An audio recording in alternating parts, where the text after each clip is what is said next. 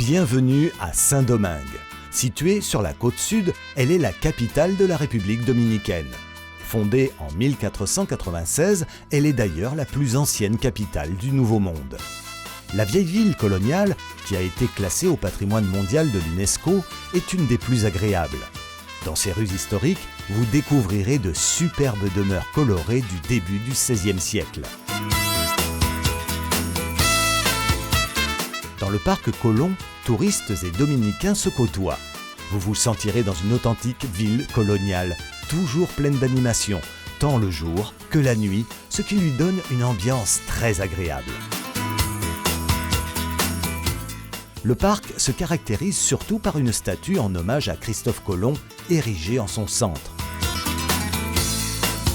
La statue du XIXe siècle représente l'amiral pointant le doigt vers le nord.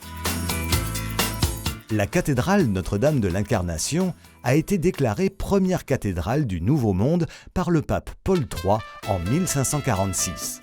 Son extérieur est de style gothique, avec un décor Renaissance.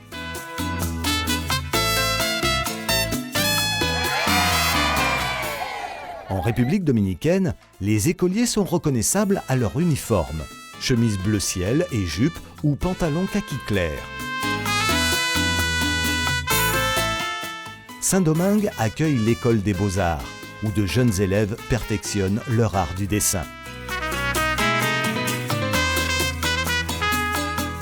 Avec une vue imprenable sur la mer des Caraïbes, l'avenue du Malecón de Saint-Domingue ou avenue George Washington concentre les principaux hôtels d'affaires de la ville. Un obélisque y a été érigé en l'honneur des sœurs Mirabal, Minerva, Patria et Maria Teresa, qui se faisaient appeler mariposas, papillons en espagnol. Elles furent les héroïnes et martyrs de la lutte contre le dictateur Rafael Trujillo, qui dirigea la République dominicaine de 1930 à 1961. Minerva, l'aînée des trois sœurs, repoussait sans cesse les avances du dictateur. Trujillo fit donc assassiner celle-ci à coups de machette le 25 novembre 1960.